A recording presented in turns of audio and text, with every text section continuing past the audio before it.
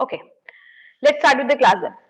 So in the last class we were discussing about the scheduled bank and non-scheduled bank. तो scheduled bank कौन से banks होते हैं? तो scheduled bank बस सुनिएगा ध्यान से पहले इसको, फिर हम लोग इसमें लिखने का काम करेंगे, ठीक है? So scheduled banks वो banks हैं जो basically listed है in the second schedule of the Reserve Bank of India 1934 as well as they are listed under the Banking Regulation Act 1949. ठीक है? ऐसे जो बैंक्स होते हैं, जो शेड्यूल बैंक होते हैं, उनका जो पेड अप कैपिटल होगा वो एटलीस्ट 5 लाख होना चाहिए.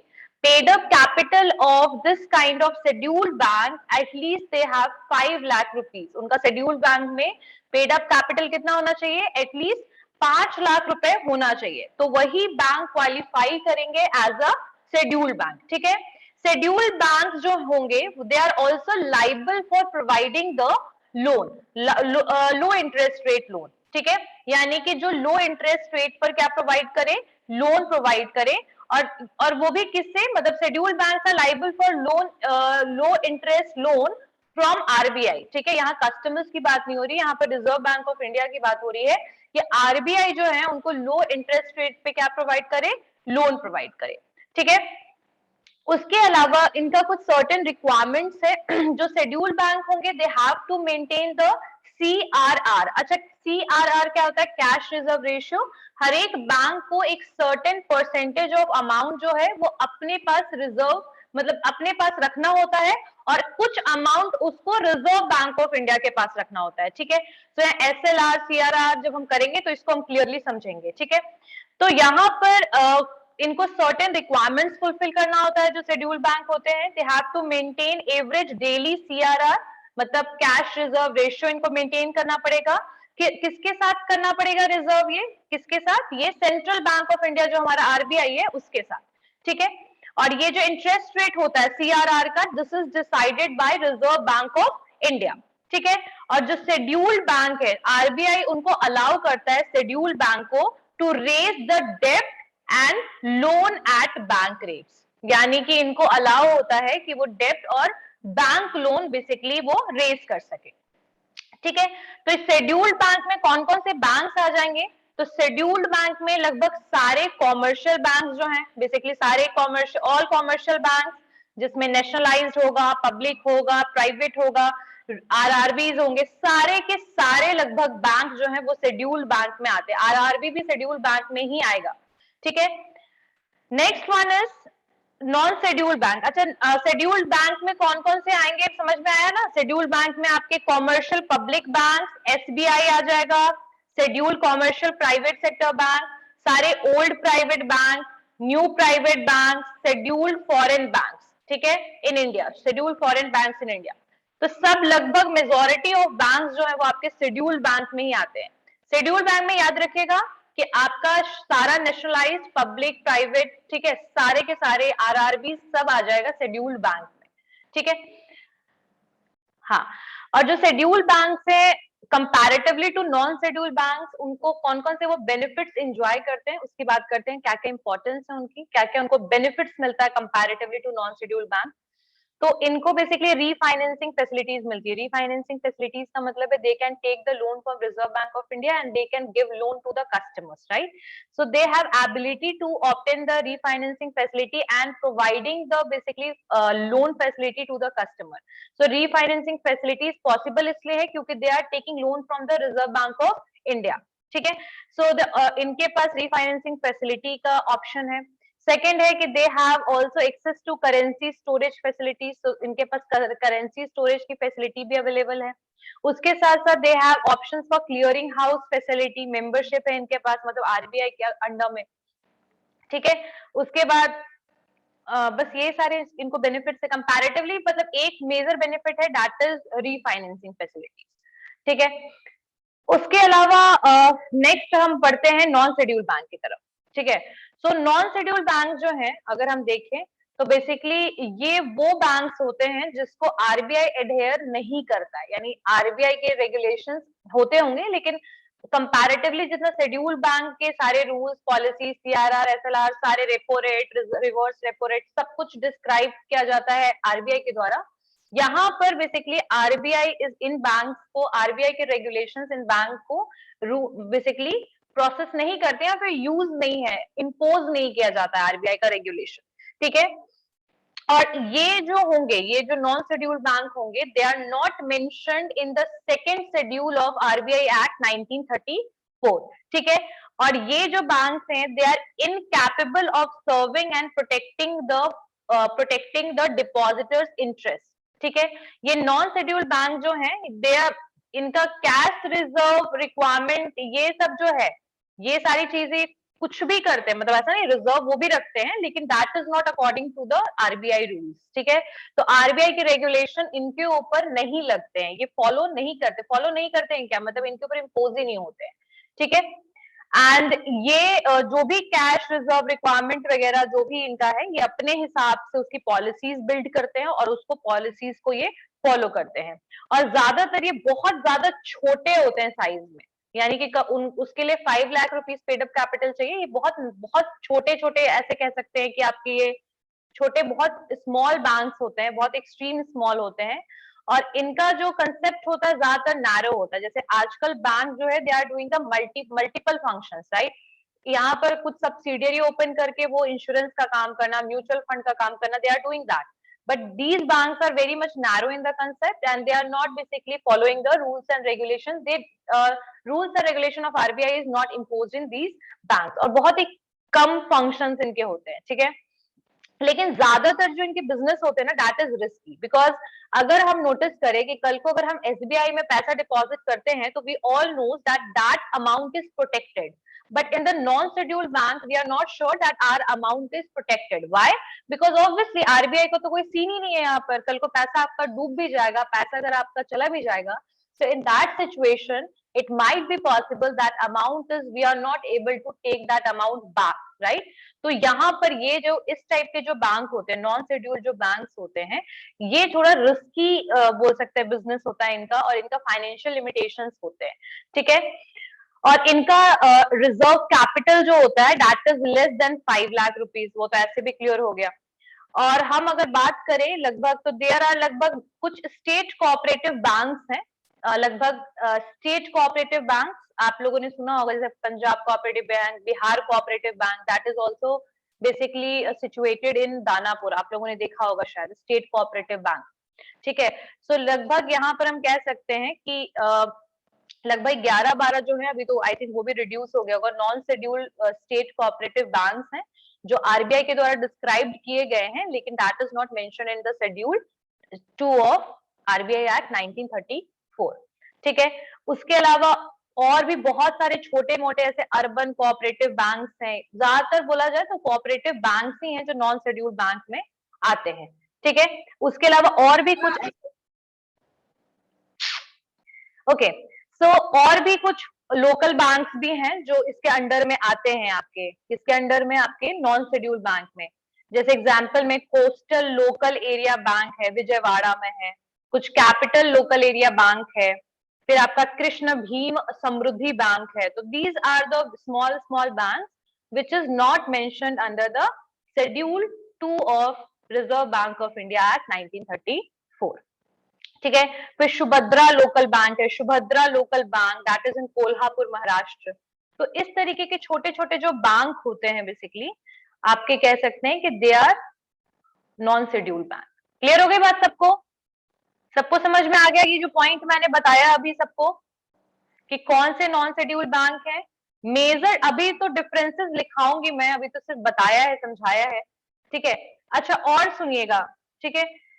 जो नॉन शेड्यूल्ड बैंक होते हैं, वो किसी भी तरीके के फाइनेंशियल असिस्टेंस आरबीआई से एक्सपेक्ट नहीं कर सकते, ठीक है। सो कुछ इमरजेंसी, एक्सट्रीम इमरजेंसी के सिचुएशन में मे बी आरबीआई हेल्प कर दे, अदरवाइज एक फाइनेंशियल असिस्टेंस जो वो शेड्यूल्ड बैंक को प्रोवाइड करता है, वो सेम फाइनेंशियल असिस्टेंस वो आपके नॉन शेड्यूल्ड बैंक को प्रोवाइड नहीं करता है, accept in the case of emergency, ठीक है। नॉन शेड्यूल्ड बैंक को कोई भी एज सच बेनिफिट नहीं मिलता है जो कि एक शेड्यूल्ड बैंक को बेनिफिट मिलता है। They are not eligible for member of clearing house, ठीक है। अनशेड्यूल्ड बैंक को कोई फाइनेंशियल ट्रांजैक्शंस के लिए क्लियरेंस ऑफ चेक्स की, ये सब की फैसिलिटीज नहीं मिलती है। यानी कि अगर मान लो कि किसी का अगर बैंक अकाउंट जो है वो आपके सुभद्रा लोकल एरिया बैंक में है, तो ऐसे बैंक के थ्रू चेक क्लियरेंस भी पॉसिबल नहीं है। मान लो कि वहां का किसने चेक दे दिया और मेरा अकाउंट जो है वो ICICI में है, तो वहां का चेक क्लियर नहीं होगा। तो चेक क्लियरेंस तक की फैसिलिटी जो है वो इस तरह इंटर बैंक चेक क्लियरेंस, याद रखिएगा इंटर बैंक की बात हो रही है। इंटर बैंक का मतलब है कि जैसे मान लो कि मेरा अकाउंट जो है वो एक लोकल एरिया बैंक में है, ठीक है, और मैंने किसी को उसके थ्रू चेक बना के दिया, तो वो जो चेक है अगर वो मेरा किसी शेड्यूल्ड बैंक में है, मान लो पंजाब नेशनल बैंक में, इलाहाबाद बैंक में, तो ऐसी सिचुएशन में इंटर बैंक चेक क्लियरेंस की फैसिलिटी नहीं है। हाँ, लेकिन अगर दोनों बैंक जो है वो लोकल एरिया बैंक है, यानी सेम कंसेप्ट है, नॉन शेड्यूल्ड बैंक है दोनों, तो इट माइट बी पॉसिबल कि वो चेक क्लियर हो जाएगा। लेकिन अगर आपका ज्यादातर इंटर बैंक सिचुएशन में चेक क्लियरेंस की भी फैसिलिटी अवेलेबल नहीं है, ठीक है। लेकिन वही अगर आप देखो कि किसी का पंजाब नेशनल बैंक का चेक है और वो चला जाता है आपका ICICI इलाहाबाद बैंक में, तो वो आराम से क्लियर हो जाता है ना, because the both are scheduled bank. But non scheduled bank में ये सेम सिचुएशन नहीं है। क्लियर हो गई बात?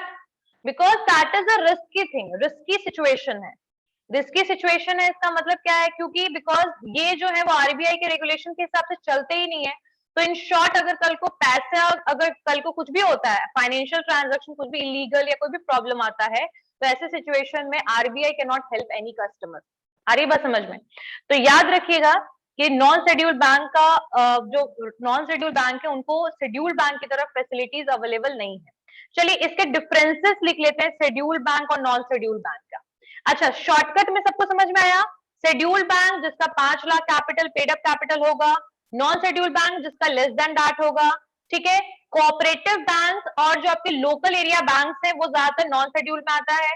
शेड्यूल्ड में आपके लगभग public bank, private bank, foreign bank, RRB, regional rural bank, सारे बैंक आपके शेड्यूल्ड में आएंगे, ठीक है। उसके अलावा आपका जो कैश रिजर्व रेशियो है ये क्या होता है?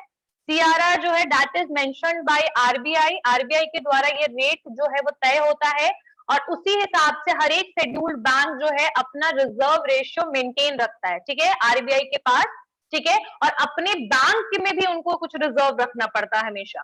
तो that amount and that percentage is decided bye RBI, but in the case of the non scheduled bank this policy is not used, ठीक है। Why this policy is not used? Because RBI is not regulating any non-scheduled bank, ठीक है। चलिए इसमें लिखते हैं फिर, समझ में तो आ गया ना बेटा सबको? Yes ma'am. रोहित, आश, अभिषेक, प्रिया, राजवी, जितने भी बच्चे सबसे पूछ रहे हो बेटा, सबको समझ में आया? Yes ma'am. चलो ठीक है, चलिए लिखते हैं शेड्यूल बैंक में। और एक काम कीजिए, इस तरीके से बना लीजिएगा, एक तरफ बेसिस लिख लीजिए, एक तरफ बेसिस लिख लीजिए, एक तरफ लिखिए शेड्यूल और एक तरफ लिखिए नॉन शेड्यूल, ठीक है। Basis, schedule and non schedule. देखो मैं शॉर्टकट में लिख रही हूँ, तुम लोग पूरा फुल अच्छे से लिखना है, ठीक है। शॉर्टकट में लिखोगे, शॉर्टकट में मार्क्स मिल जाएगा, नहीं तो समझ रहे हो ना। तो अभी याद करने के पॉइंट ऑफ व्यू से बेटा सब लोग शॉर्टकट में लिख लो। यहां पर पहला बेस लिखिए, सेकंड शेड्यूल। पहला बेस लिखिए, जो बेसिस, जिस बेसिस पे हम डिस्टिंक्शन कर रहे हैं, पहला बेस लिखिए, बेसिस लिखिए इसका, सेकंड शेड्यूल, ठीक है। तो यहाँ सेकंड शेड्यूल किसकी बात हो रही है? RBI एक्ट 1934 की बात हो रही है। तो बेसिकली जो आपका RBI एक्ट 1934 के सेकंड शेड्यूल में आपके शेड्यूल बैंक जो है वो मेंशन्ड है, ठीक है।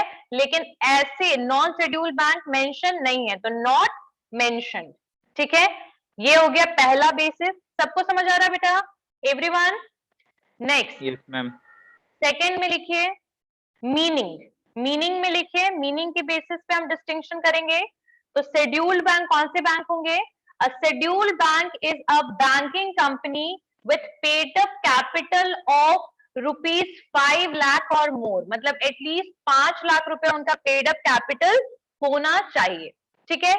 तो आप लिखिए अ scheduled bank is a banking company, a scheduled bank is a banking company with a paid up capital of ₹5 lakh or more, यानी 5 लाख या फिर 5 लाख से ज्यादा होना चाहिए, 5 लाख और मोर, ठीक है।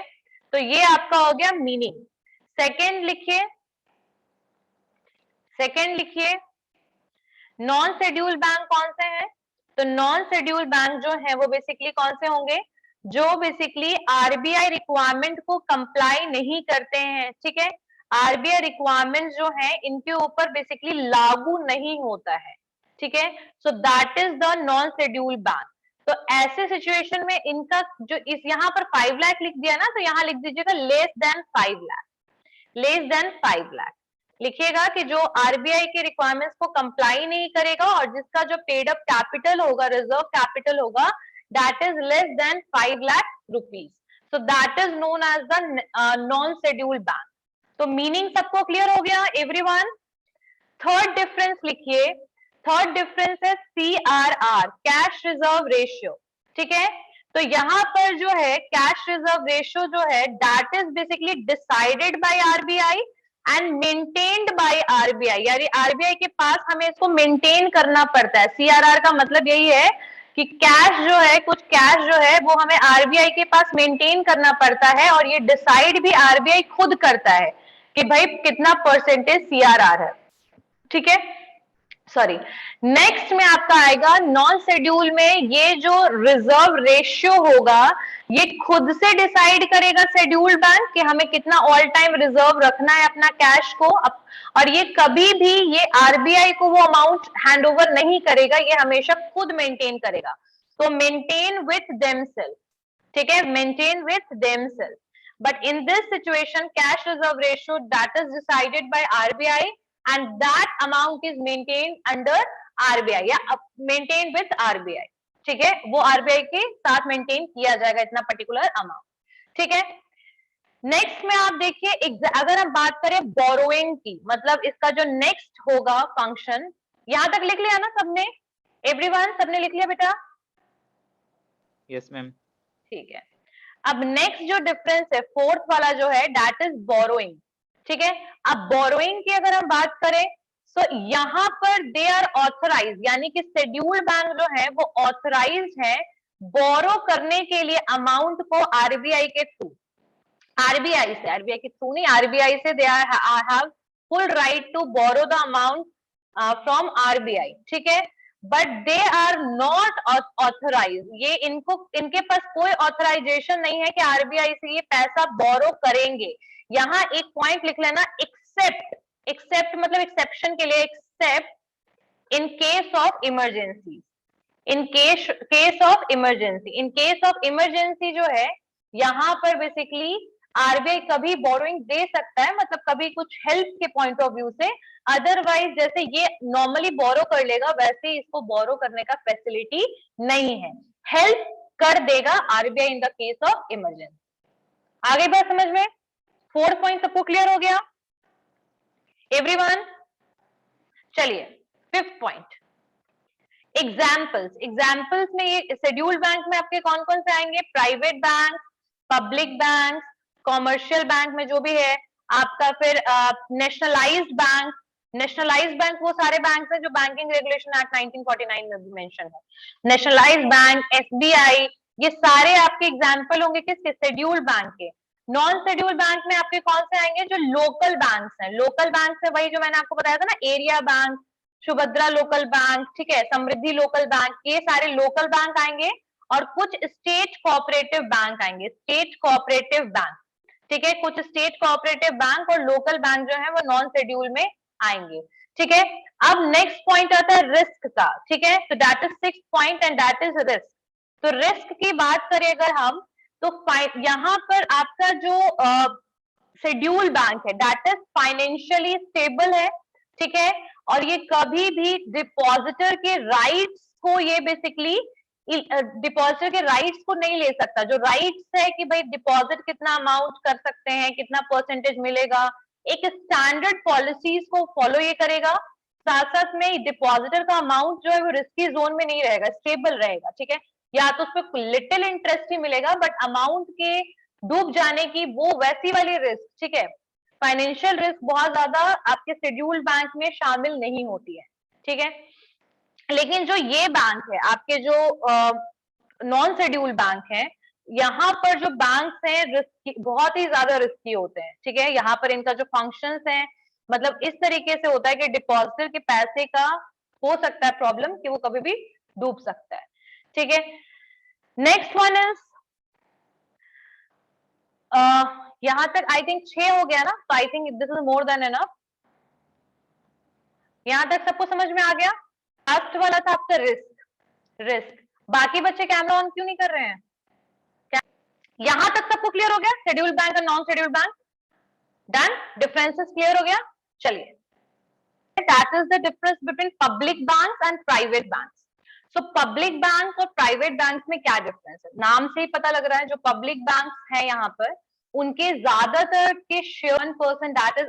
चलिए, तो पब्लिक बैंक और प्राइवेट बैंक में क्या क्या डिफरेंस है? तो मैंने आपको स्टार्टिंग में बताया कि जो पब्लिक बैंक होंगे they are control and authorised by government, right, but the private bank are owned by the individuals, ठीक है, और द कंपनीज और एंटिटीज, ठीक है।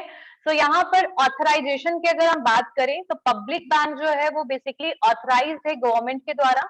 जैसे आपके जितने भी बैंक है, bank of India, Allahabad bank, Punjab national bank, these all comes under the public bank, ठीक है, nationalise public bank. Private sector bank की अगर हम बात करें तो प्राइवेट सेक्टर बैंक वो बैंक्स हैं जो बेसिकली कंट्रोल्ड होते हैं एंटिटीज के द्वारा या फिर इंडिविजुअल, ठीक है। तो पहला तो ऑथराइजेशन सबको क्लियर हो गया होगा, what is the first point, authorisation. Then the next one is objective. अब what is the objective of public bank? See we all knows कि जहां भी गवर्नमेंट इंटरफेरेंस होता है या गवर्नमेंट कंट्रोल्ड अगर कोई ऑर्गेनाइजेशन होता है, that is never for the profit making, ठीक है। तो यहाँ पर जो आपके पब्लिक बैंक्स हैं that is for profit as well as for serving the public, right. तो इनमें दोनों चीजें होंगी और यहाँ पर पब्लिक के वेलफेयर को देखना इनके लिए सबसे ज्यादा मैटर करेगा। इसीलिए आप लोगों ने देखा होगा कि जो भी पब्लिक बैंक है या फिर जो भी नेशनलाइज पब्लिक बैंक हैं उसमें अगर आज भी हमें अकाउंट खुलवाने में ज्यादा दिक्कत नहीं होती, वहां पर रिजर्व में भी अमाउंट जो रखना होता है वो 1000 रुपीज रखना होता है। कई बार आप स्टूडेंट के अकाउंट्स ओपन होते हैं तो उसमें जीरो बैलेंस अकाउंट ओपन होता है जहां पर आपको 1 रुपया भी रखने की जरूरत नहीं है। But the same thing is not with the private bank. If we'll take the example of any private bank, that is HDFC or ICICI, no doubt their service is very good, but still we have to maintain some particular amount. For ICICI we have to reserve 25,000 rupees at least, है ना? So we all knows about this, ठीक है। But in the certain cases ICICI is also providing the facilities like for the salary account they are also giving the provision that we can only invest 1000 rupees, ठीक है, मतलब we can reserve 1000 rupees. Yes Ashutosh, वो आज की कमाई है 20,000 rupees, just take it as example, ठीक है। तो आज का जो 20,000 रुपया है वो मुझे बैंक में जमा करना, तो लगभग उनका जो ट्रांजेक्शन होता है ओपन जिस दिन बैंक नहीं है उसको छोड़ के लगभग डेली का उनका ट्रांजेक्शन होता है। तो करेंट अकाउंट जो है वैसे अकाउंट होते हैं जिसमें डेली पैसा निकाल रहे हो, डेली डिपॉजिट कर रहे हो, तो दैट इज करेंट अकाउंट, ठीक है। तो करेंट अकाउंट में ज्यादातर कंपैरेटिवली टू सेविंग अकाउंट उसमें अमाउंट जो होता है वो कम रखना होता है, यानी कि जो रिजर्व अमाउंट है वो कम रखना होता है। बट वही अगर हम बात करें सेविंग अकाउंट का, तो सेविंग अकाउंट में नेशनलाइज में तो 1000 ही है बट प्राइवेट बैंक में बहुत हाई अमाउंट है। यस प्रिया, समझवा सकते हैं। ज्यादातर ओवरड्राफ्ट की फैसिलिटीज जो होती है वो जीरो बैलेंस पे भी मिलती है। जैसे मान लो कि मेरा ना डेली का पैसा का जो ट्रांजेक्शन है 50-60 हजार रुपए रहता है, लेकिन किसी दिन ऐसा हुआ जहां पर मेरा अकाउंट 0 रुपीज पे पहुंच गया और मुझे अल्टीमेटली 50,000 रुपीज अपने सप्लायर को देना है। तो अगर आपको ओडी की फैसिलिटी मिली है, अब ये सब कोई एलिजिबल इसके लिए नहीं होते हैं, जो 5,000, 2,000, 3,000 का ट्रांजेक्शन कर रहे हैं मे बी उसके लिए एलिजिबल ना हो, बट जिनका मोटा अमाउंट हर दिन बेसिकली ट्रांजेक्शन हो रहा है, तो ऐसी सिचुएशन में आपको ओडी की फैसिलिटी मिलती है। और अगर आपके अकाउंट में 0 पैसा भी है तो भी आपके पास अगर 50,000 का लिमिट है तो आप 50,000 रुपीज विड्रॉ कर सकते हैं, ठीक है। आपके अकाउंट में 10,000 रुपए है और आपको जरूरत है 50,000 रुपए की, तो अगर आपका ओडी लिमिट 50,000 है तो आपके अकाउंट का 10,000 और वहां का ओडी का 40,000 वो आपको मिल जाएगा। आई बात समझ में प्रिया? Yes ma'am. ठीक है, तो यहाँ पर जो ऑब्जेक्टिव, हम ऑब्जेक्टिव पे थे, यहाँ तक सबको क्लियर है। तो ऑब्जेक्टिव में हम बात करें तो पब्लिक बैंक जो है that is not for profit making, लेकिन हाँ प्रॉफिट भी उनका एम है। ये जो होते हैं ये होता है इनका सर्व करना पब्लिक को, ठीक है। Serving the public is their main objective with profit earning, ठीक है। तो दोनों चीज इसमें आप लिख सकते हो, ये that is objective of public bank. But when we are talking about the private bank, so their main motive is only earn profit, ठीक है। तो उनका जो मेन मकसद क्या होता है, प्रॉफिट को अर्न करना। क्लियर होगी बात? ऑथराइजेशन एंड ऑब्जेक्टिव क्लियर हो गया सबको। थर्ड पॉइंट लिखिए profit sharing. Profit sharing, profit sharing. अच्छा, यहाँ पर प्रॉफिट शेयरिंग का कंसेप्ट आया क्यों है, ठीक है। सो बेसिकली आपको भी पता है ये चीज कि जितने भी बैंक्स होते हैं वो सारे लोन देते हैं लगभग majority of banks are providing loan. So on loan they are taking high interest rate, and if someone deposited to amount like 20,000, चलो इसको ऐसे एग्जांपल लो, मेरे पास 20,000 रुपए था, मैंने 20,000 रुपए अपना डिपॉजिट कर दिया बैंक में, और मैंने उसी बैंक से 20 लाख रुपए का लोन भी लिया। तो वो 20,000 का जो डिपॉजिट मैंने किया है उस पे मुझे बहुत कम इंटरेस्ट रेट मिलेगा, लेकिन जो लोन मैंने लिया उसमें मुझे बहुत हाई इंटरेस्ट रेट देना है। तो ये जो अमाउंट होता है मिडिल का, ये जो अमाउंट का जो डिफरेंस है, इंटरेस्ट का डिफरेंस है, that is the income of the bank, right. And second income इनका कहां से होता है, ये पोर्टफोलियो मैनेज इन्वेस्टमेंट भी करते हैं, तो इनका वहां से भी इन्वेस्टमेंट होता है। जो डिपॉजिट आप अमाउंट करते हो वो जरूरी नहीं कि बैंक के पास ऑल द टाइम अवेलेबल हो, वो अमाउंट इनके पास चला भी जाता है कैश रिजर्व में, आरबीआई के पास, कई जगह पे ये पैसा इन्वेस्ट करते हैं और वहां से इनको क्या मिलता है, प्रॉफिट मिलता है, और उसी प्रॉफिट का इंटरेस्ट रेट आपके फिक्स डिपॉजिट में मिला करके आपको वो दे देते हैं। लेकिन यहाँ पर बात हो रही है कि इनकी जो ओवरऑल प्रॉफिट हो रहा है किसी भी बैंक का, पब्लिक बैंक में वो क्या होगा कि that amount is share with government, ठीक है। यानी the profit owned go to the government, ये जो प्रॉफिट होगा ये पूरा का पूरा गवर्नमेंट के पास चला जाएगा। यहाँ पर बैंक का जितना भी प्रॉफिट है that will go to the government. Government के पास क्यों जाएगा, क्योंकि गवर्नमेंट कंट्रोल्ड बैंक है पब्लिक बैंक, ठीक है। लेकिन यहाँ पर जो आपके दूसरा कंसेप्ट है, यहाँ पर अगर हम प्राइवेट बैंक की बात करें तो प्राइवेट बैंक में जो भी इसके बैंक शेयर होल्डर्स होंगे उनके पास इनका प्रॉफिट चला जाएगा। आ रही है बात समझ में? आशुतोष, राजवी, आकाश, सबको समझ में आया कंसेप्ट? यहाँ पर डिफरेंस समझ आया कि जो प्रॉफिट होगा पब्लिक बैंक के मेजॉरिटी जो प्रॉफिट्स होते हैं वो गवर्नमेंट के पास जाएंगे, और यहाँ प्राइवेट बैंक में वो प्राइवेट शेयर होल्डर्स जो होंगे, प्राइवेट बैंक शेयर होल्डर्स जो होंगे उनके पास प्रॉफिट शिफ्ट हो जाएगा, ठीक है। अब नेक्स्ट आता है इंटरेस्ट रेट की बात कि इंटरेस्ट रेट का क्या सीन है। इंटरेस्ट रेट में क्या डिफरेंस है कि पब्लिक बैंक में और प्राइवेट बैंक में? बिल्कुल है। अगर हम बात करें पब्लिक बैंक की तो ये कंपैरेटिवली आपके प्राइवेट बैंक से they are taking low interest rate on the loans, ठीक है, ठीक है। और एक minute, lower interest rate for savings and higher rate for loan, ये बेसिकली कंसेप्ट है आपके पब्लिक बैंक का। यानी कि ये आपके जो इनका जो इंटरेस्ट रेट होगा वो सेविंग्स पे ये कम देते हैं और लोन पे ज्यादा लेते हैं, और वही उल्टा हो जाएगा आपका। मतलब वहां पर अगर हम प्राइवेट की बात करें तो वो आपको सेविंग पे भी हाई इंटरेस्ट रेट देंगे और आपको लोन पर भी ये कंपैरेटिवली पब्लिक से इनका लो इंटरेस्ट रेट रहता है। तो यहाँ जस्ट ऑपोजिट सिचुएशन है, याद रखिएगा, कंफ्यूज मत होइएगा कि सेविंग्स पर ये लो इंटरेस्ट रेट देते हैं पब्लिक बैंक, यानी कि जैसे एसबीआई में अगर आपका अकाउंट है और आपने डिपॉजिट कर रखा है या आपका सेविंग अकाउंट भी है तो उस पर आपको 5%, 4 या 3% हार्डली, आई थिंक अभी 4% या 3 या 3.5% चल रहा है सेविंग अकाउंट पे, ठीक है। तो सेविंग्स पे इनका इंटरेस्ट रेट लो रहता है और लोन पे ये हाई इंटरेस्ट रेट लेते हैं पब्लिक बैंक। लेकिन प्राइवेट बैंक में क्या होगा कि ये आपको सेविंग्स पे हायर इंटरेस्ट रेट देंगे, यानी अगर आपने सेविंग्स करा रखा है आपके सेविंग अकाउंट पे, आप सेविंग अकाउंट होल्डर हो तो उस पे आपको ये हायर इंटरेस्ट रेट देंगे। साथ साथ में इनका लोन का जो इंटरेस्ट रेट होता है वो पब्लिक बैंक से कम होता है। लेकिन इसमें एक चीज मैं ऐड करना चाहूंगी कि पब्लिक बैंक में कई बार सब्सिडी अप्लाई हो जाता है। जैसे मान लो कि किसी ने एजुकेशन लोन लिया है, जैसे एग्जांपल कि मेरे घर में भी किसी ने एजुकेशन लोन लिया था, तो एजुकेशन लोन पे दे provided subsidy, but the same thing is not applicable in the private bank. Private bank पे रेयरली कभी कोई सब्सिडी अवेलेबल होता है, अदरवाइज पब्लिक बैंक पे कई बार आपको सब्सिडीज मिल जाते हैं, ठीक है, तो एडिशनल फैसिलिटीज आपको मिल जाता है। लेकिन यहाँ पर अगर हम इंटरेस्ट रेट की बात करें तो कंपैरेटिवली टू इंटरेस्ट के पॉइंट ऑफ व्यू से देखा जाए तो लोन लेना आपके प्राइवेट बैंक से ज्यादा बेनिफिशियल है, ठीक है। लेकिन कई बार ये भी सिचुएशन होता है कि कुछ जो गवर्नमेंट एम्प्लॉयज होते हैं अलाउड ही होता है गवर्नमेंट बैंक से लोन लेना, ये भी सिचुएशन है। तो खैर वो तो एक अलग एक्सेप्शनल केसेस है, बट इंटरेस्ट रेट में याद रखिएगा कि पब्लिक बैंक आपके सेविंग्स पे लो इंटरेस्ट देता है और लोन पे ज्यादा इंटरेस्ट लेता है। जस्ट वाइज वर्सा कंसेप्ट हो जाएगा आपके प्राइवेट बैंक में। यहाँ पर हाइयर इंटरेस्ट रेट होता है सेविंग के लिए और लोअर इंटरेस्ट लेते हैं ये लोन पे।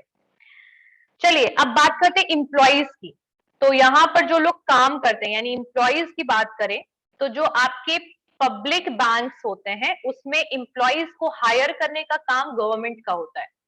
इसीलिए आपने आईबीपीएस का एग्जाम का सुना होगा, सुना है सबने आईबीपीएस जो बैंक के लिए होता है, ठीक है। एसबीआई का रेगुलेशन अलग है, तो एसबीआई भी लेकिन मतलब बेसिकली एग्जाम के थ्रू ही आपकी हायरिंग करता है।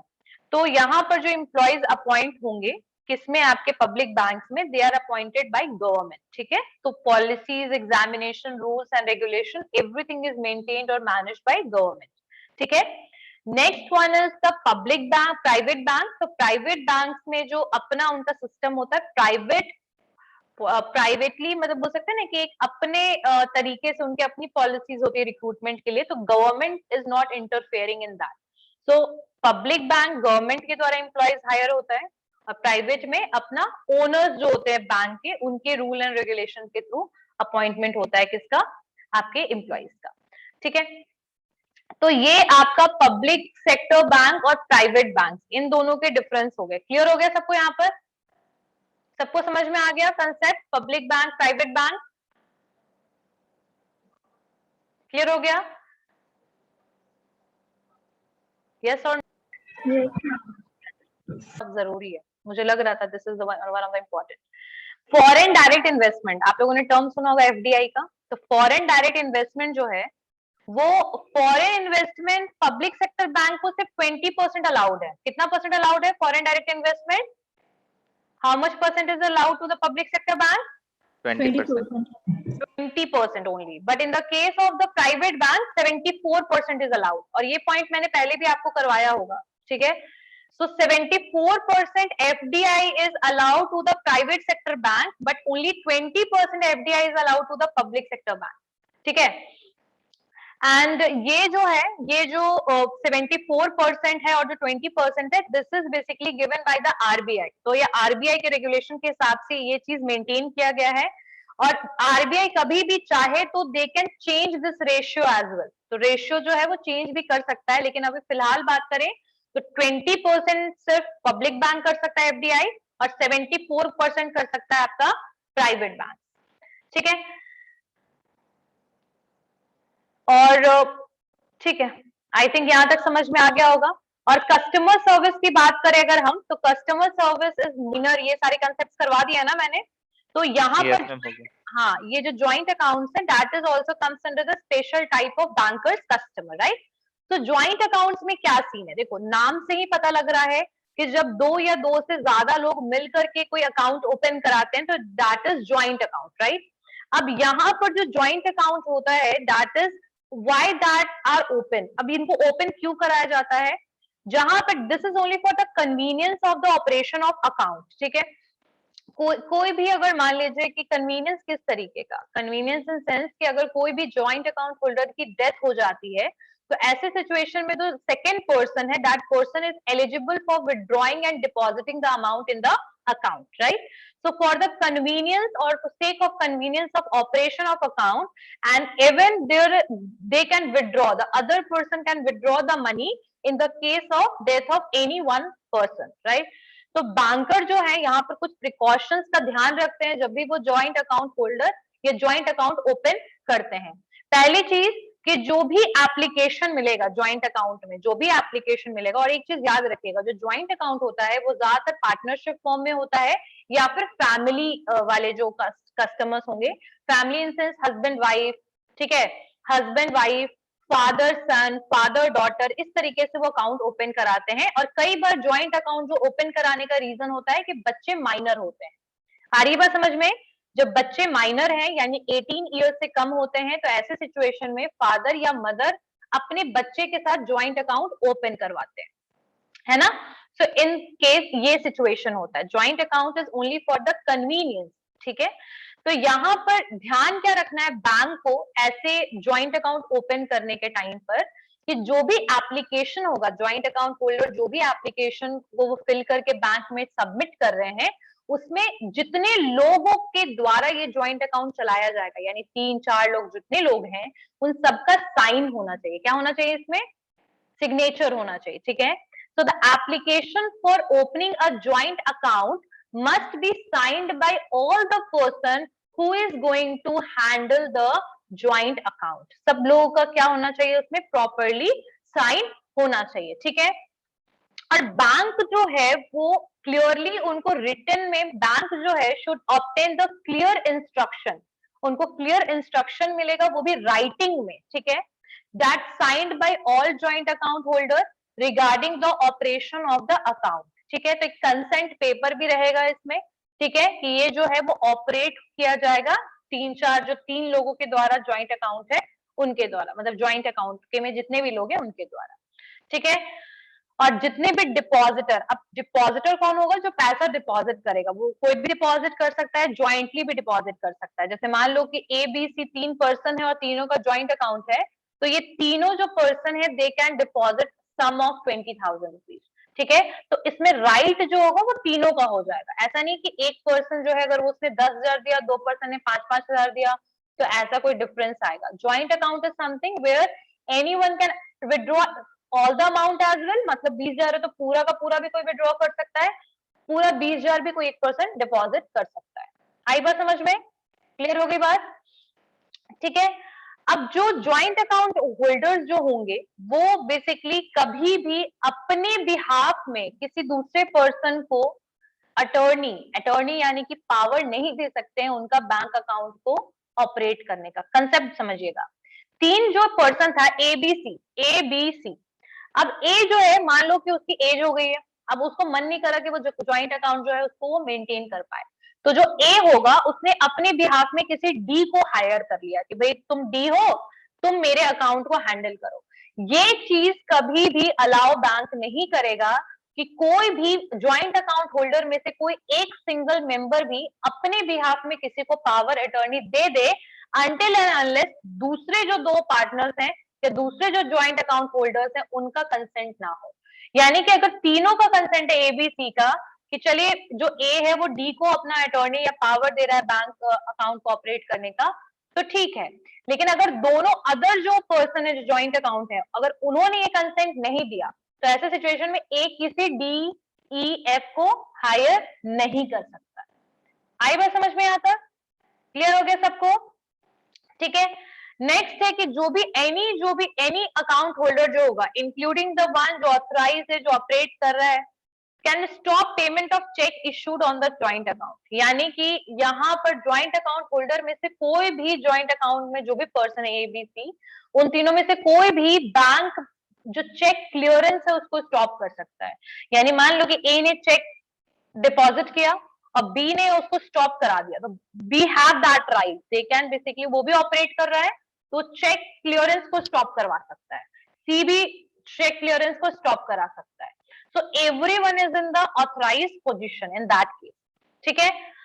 बैंकर है वो ध्यान रखेगा कि जो ज्वाइंट अकाउंट है उसमें जो भी विड्रॉल हो रहा है वो ऑथराइज वे में हो, यानी ए बी सी के अलावा कोई तीसरा या चौथा कोई विड्रॉ ना करे अमाउंट, ठीक है। उसके अलावा जो आपका जो बोल सकते हैं कि ज्वाइंट अकाउंट होल्डर में अगर कंसेप्ट होता है कि अगर किसी पर्सन की डेथ हो जाती है तो ऐसे सिचुएशन में क्या कंडीशन आएगा। तो in the case of joint account, if any of the person, any of the member, if that person will die, तो ऐसे सिचुएशन में आपको जो बैंक है वो क्या कहता है कि आप 2 अगर मेंबर बचे हो तो आप दोनों ये अकाउंट को बंद करा लो और एक नया अकाउंट खुलवा लो विद द 2 ज्वाइंट, जिसमें आप 2 ही लोग सिर्फ हो, ठीक है। और यहाँ पर ज्वाइंट अकाउंट होल्डर में किसी की भी अगर डेथ होती है तो पैसा अगर मान लो 25,000 रुपए अकाउंट में पड़ा है, तो अगर ए बी और सी में ए की डेथ हो गई तो बी और सी जो दोनों बचा है, बी एंड सी, ये दोनों पर्सन का राइट है उस पर्टिकुलर पैसे पे, मतलब 25,000 रुपए जो बचा हुआ है अकाउंट में, उस पे राइट जो है वो सिर्फ किसका है, बी एंड सी का। लेकिन अगर मान लो कि ए एंड बी दोनों की डेथ हो जाती है, सिर्फ सी बचता है, तो ऐसे सिचुएशन में भी क्या यही कंडीशन अप्लाई होगा? तो यस। तो ए एंड बी अगर दोनों की डेथ हो जाती है तो सी जो है वो उसका पूरा फुल राइट होगा उस पैसे को विड्रॉ करने का और उस अकाउंट में पैसा डिपॉजिट करने का। ठीक है। लेकिन अगर तीनों पार्टनर की डेथ हो जाती है, तीनों जो ज्वाइंट अकाउंट होल्डर मेंबर की डेथ हो जाती है, तो ऐसे सिचुएशन में तीनों पर्सन के जो भी डिसीज के जो भी लीगल हेयर या जो भी होंगे, तो उनका राइट हो जाएगा बेसिकली उनके पैसे पर, उस पर्टिकुलर अमाउंट। लेकिन जब तक वो तीन अकाउंट होल्डर हैं ए बी एंड सी, तो उसमें से अगर एक पर्सन की डेथ होती है तो दो पर्सन लाइबल है, दो पर्सन रिस्पॉन्सिब, मतलब दो पर्सन की पूरी राइट हो जाएगी उस अमाउंट डिपॉजिट पे, जो लोन लिया गया उस अकाउंट से उस पे, वो पूरा का पूरा जो एग्जिस्टिंग सर्वाइविंग पर्सन है, मेंबर है, उसका राइट हो जाएगा। आई बात समझ में? सिर्फ पैसे पर नहीं, अगर लोन भी रहेगा तो भी वो दो पर्सन जो है वही देंगे उसका लोन। ठीक है। अब यहाँ एक कंडीशन आता है आइदर और सर्वाइवर। यहां से हम लोग नेक्स्ट क्लास में करेंगे कि आइदर और सर्वाइवर से कैसे स्टोरी पूरी बदल जाएगी ज्वाइंट अकाउंट होल्डर की। क्लियर होगी बात? यहां तक सबको समझ में आया? Scheduled bank, non scheduled bank, private bank, public bank, और ये जो ज्वाइंट अकाउंट होल्डर कराया। नेक्स्ट क्लास में जितने टाइप्स ऑफ बैंक हैं, अभी प्राइवेट बैंक के लिए कुछ पॉलिसीज आरबीआई लेकर आया है वो पढ़ेंगे। ठीक है। न्यू प्राइवेट बैंक के लिए तो वो सारे कंसेप्ट नेक्स्ट क्लास में कर लेंगे। ठीक है। किसी को कुछ पूछना है जो समझ नहीं आया हो? Anyone have any doubt?